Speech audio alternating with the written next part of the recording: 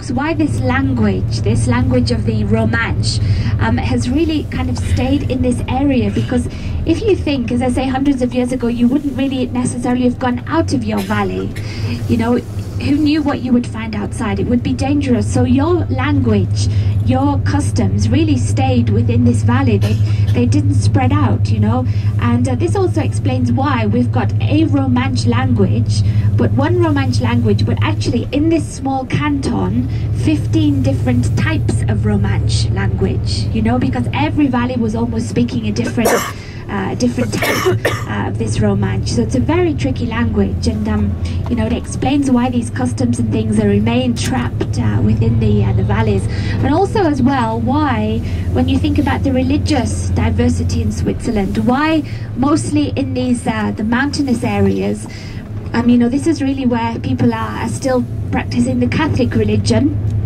And mostly the border areas of Switzerland, this is where people are generally Protestant, because that's where the Reformation reached the border regions.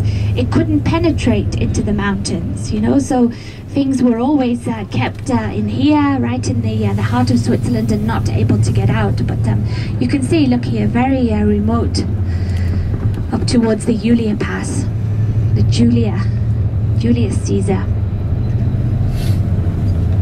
And I know you haven't seen them yet, and you don't believe that they exist, these marmots. However, this is ideal terrain for the marmots, all right? This is where they like to be.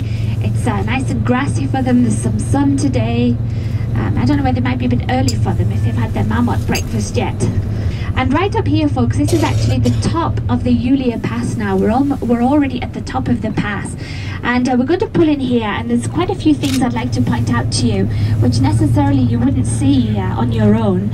Because as we come up here to the pass, you can see on either side of the road here, can you see these columns set at funny angles? Look, one here on the left, and one here on the right hand side, just little round columns. We're going to stop so you can get out and take your pictures. Look, there's one here now on the right, and there's one here now on the left hand side, and these are actually Roman columns. These columns are over 2,000 years old, believe it or not. And these columns actually used to be very much higher. They were probably about 12, 13 feet high, in fact, those columns. And on top of them was a statue of the god Jupiter. And as the Romans came from the south, because most of the traffic on this pass was south to north, they would throw coins over. And throwing a coin over the pass, this meant that it was kind of a good luck sign, and it would ensure them a good trip, you know, a safe trip. So they would throw this coin over there. So you need to take a picture of the Roman columns. We'll just pull in off the road here. This is actually the Swiss defense system, a kind of tank defense system. Because this meant that if you had bigger vehicles coming over this way, they couldn't get past those stones. Can you see them? They're all kind of up there like big triangles. So no big vehicle could get over them. So this was another one of their defenses. And you find these again in all of the border regions. They were actually on the Bernina Pass.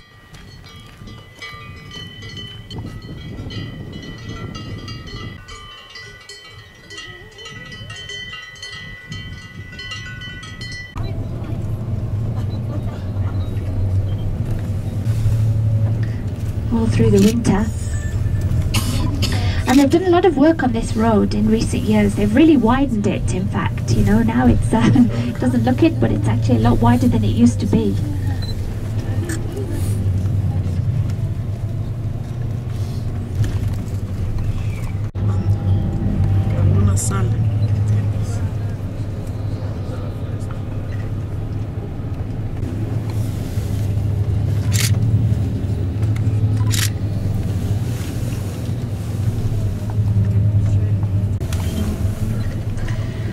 Well, we won't be any higher than we are now, because it's downhill all the way for the rest of the day. We've got one smaller, lower mountain pass this afternoon, but that's only, what, about maybe even 3,000 feet. I mean, gosh, that's...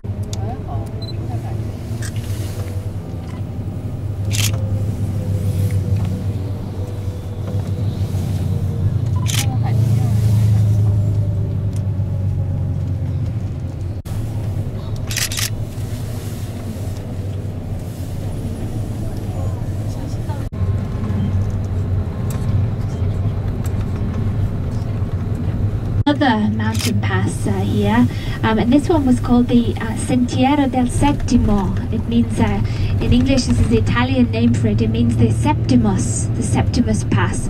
Another Roman, very famous Roman general, Septimus, and there was yet another little Roman pass coming over here. No more. This has all been taken over by the Julia Pass, but the historic route called the Septimus Pass.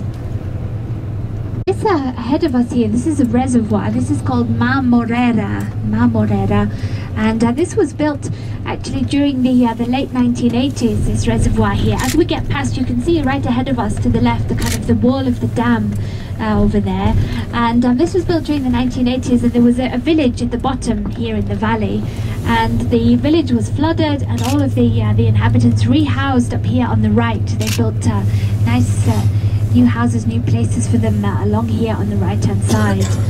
But of course this is providing some of Switzerland's 65% of their energy is coming from hydroelectric power. So, you know, high in the mountains you find many of these dams like this harnessing the power from the rivers, of course these fast flowing mountain rivers.